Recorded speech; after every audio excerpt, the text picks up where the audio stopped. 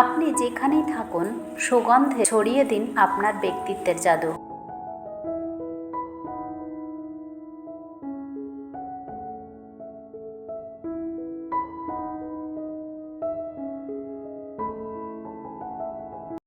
মূল্যবান জিনিস মানুষ বা সম্পর্ক, যদি তাদের অবহেলা করা হয় তারা ঝলক হারায়, কিন্তু সঠিক যত্ন আর ভালোবাসা দিলে তারা আবার উজ্জ্বল হয়ে ওঠে। আসসালামু আলাইকুম, আমি তহমিনা লাইফস্টাইলে সবাইকে জানাই স্বাগত। আশা করি যে যেখান থেকে আমার ভিডিওটা দেখছেন আল্লাহর অশেষ রহমতে ভালো আছেন।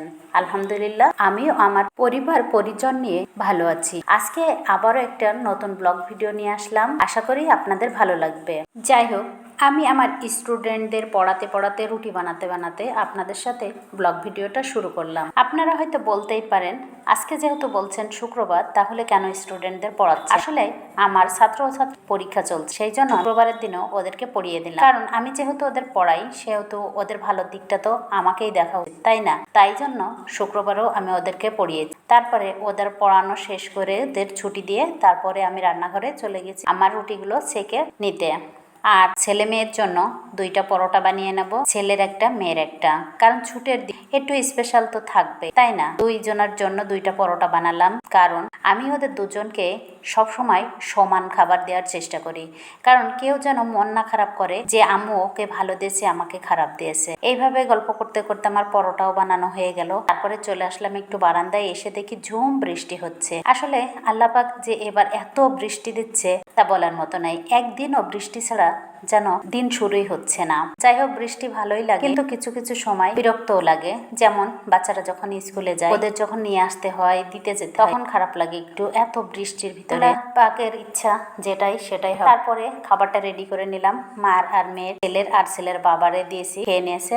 আর মেয়ে সবসময় আমার সাথেই খায়, তাই মা মেয়ে দুজন বসে পড়লাম। 2জন একই রকম খাবার নিয়েছি, নিয়ে 2জনাই খেতে বসলাম। আর রুটিটা সামনে নিয়েছি, বলেছি যা লাগবে সে নেবে। যাই হোক, মা মেয়ে 2জনাই খেয়ে নিলাম। মেয়ে দিলাম পরোটা আর আমি খাইছি রুটি। আর চলে আসলাম খাওয়া দাওয়া শেষ করে। এর মধ্যে অনেক কাজ গুছিয়ে নিয়েছি, নিয়ে এই হাঁসের গোশটা রান্না করব এই নারকেলটা দিয়ে। তারপরে সমস্ত কিছু কাটাকুটি করে রেডি করে নিয়ে মশলাটা আমি কষিয়ে নেব। সবাই রাজহাঁসের গোশ রান্না করে এক একজনের মতো করে, আমি রান্না করলাম একটু আমার মতো করে। আমি কিন্তু সমস্ত মশলা দেওয়ার সাথে একটা আলাদা রকম একটা কিছু, এভাবে সমস্ত মশলাগুলো দিয়ে তেল ওঠা পর্যন্ত আমি মশলাগুলো কষিয়ে নিয়ে তারপরে এক এক করে রাজহাঁসের মাংসগুলো দিয়ে দিই। আর আসলে রাজহাঁসটা অনেক সুন্দর ছিল, খেতেও অনেকটাই মজা লেগেছে। তার একটাই কারণ, হাঁসটা একেবারেই কিন্তু ছোট ছিল না, আবার বেশি শক্তও না। রাজহাঁস কিন্তু অনেকেই পছন্দ করে না, আবার অনেকে কিন্তু পছন্দ করে। দেখেন, রান্না করতে করতেও আপনাদের সাথে একটু দেখালাম যে বৃষ্টি থামছেই না। যাই হোক, বৃষ্টির কাজ বৃষ্টি করুক, আমার কাজ আমি করি। এভাবে নাড়াচাড়া করে নিয়ে মাংসটা সুন্দর করে আমি কষিয়ে নেব। ওইদিকে আমি কষাতে কিন্তু এই যে দিলাম, এটা হচ্ছে বাদাম বাটা। আমি কিছুটা কাঠবাদাম বেটে নিয়েছি, বেটে এই মাংসের ভিতরে দিলাম। এটা খেতে যে কতটা মজা হয়েছে তা বলার মতো নাই। তারপরে ওদিকে বাদাম বাটাটা দেওয়ার পরে কষাতে আছি বাদাম বাটাটা দিয়ে, আর এদিক দিয়ে আমি নারকেল কুড়ে নিয়ে নারকেলের দুধটা বের করে নিচ্ছি। এতে কিন্তু বাদাম বাটা নারকেলের দুধ দিয়েই রাজহাঁসের মাংসটাকে দ্বিগুণ টেস্ট বানিয়ে দেবে। আপনারা কে কিভাবে হাঁসের গোশ খেতে পছন্দ করেন কমেন্ট করতে ভুলেন না। আমার রাজহাঁসের মাংসটা কেমন রান্না হলো আর কেমন স্বাদ হতে পারে অবশ্যই কিন্তু কমেন্ট করে বলবেন। এ পর্যন্ত ভিডিওটা কেমন লাগলো? ভালো লাগলে অবশ্যই একটা লাইক কমেন্ট করবেন, আর খুব বেশি ভালো লাগলে আমার চ্যানেলটাকে সাবস্ক্রাইব করবেন। আর যারা এই কাজটা অলরেডি করেছে তাদেরকে জানাই অসংখ্য ধন্যবাদ। যাই হোক, এবার আমি নারকেলের দুধগুলো মাংসের ভিতরে দিয়ে ভালোভাবে নাড়াচাড়া করে নিয়ে রান্না হতে দেব।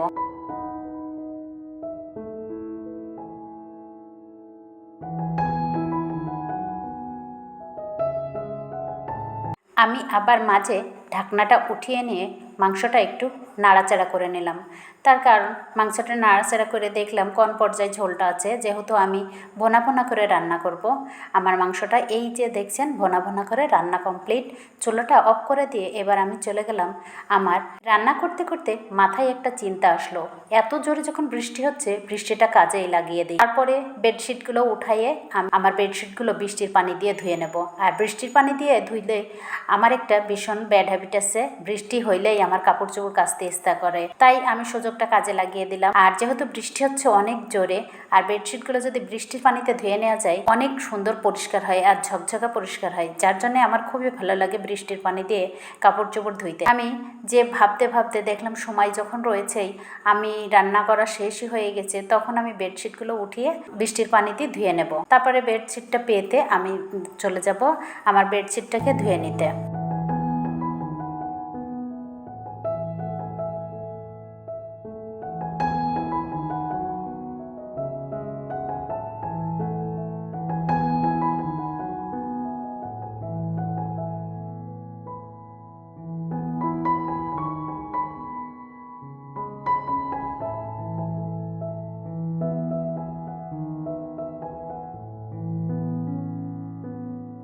বেডশিটটা সুন্দর করে পেতে নিয়ে তারপরে চলে আসলাম আমার বেডশিট দুইটা নিয়ে ভালোভাবে আমি চটকিয়ে চটকিয়ে ধুয়ে নেব। আবার একটু শেয়ার করলাম, এত বৃষ্টির ভিতরে এবার আমার যেহেতু গোছলও হয়নি, আমি বৃষ্টির পানিতে ভিজবো আর আমি বেডশিটটা ধুয়ে নেব। আমার বৃষ্টির পানিতে ভিজতে কিন্তু খুবই ভালো লাগে। আপনাদের কার কেমন লাগে অবশ্যই বলবেন। আর এই যে এইভাবে ভালোভাবে বেডশিটটা ভালোভাবে চটকিয়ে নেব, ভিজাতে দেব, দিয়ে আমি চলে যাব আমার কিছু ঘরে ময়লা ছিল সেইগুলো ফেলে দিয়ে আসতে। এদিকে সব কাজ কমপ্লিট করে নিয়ে আমি অফ ক্যামেরায় আমার বেডশিট দুটো ধুয়ে গোছল করে নামাজ পড়ে দুপুরে খাবার জন্য চলে এলাম। দুপুরবেলা খাওয়ার জন্য আমি রেডি করে নিই। আর আজকে আমি যেহেতু আমার খুবই পছন্দের একটা জিনিস হাঁসের মাংস, তাই অন্য কোনো তরকারি ছাড়াই আমি শুধু হাঁসের মাংস দিয়ে ভাত খাবো। বরাবরের মতো আজকেও আমি বললাম খেতে খেতে বিদায় নিলাম। আপনারা সবাই ভালো থাকেন, সুস্থ থাকেন। আল্লাহ হাফেজ।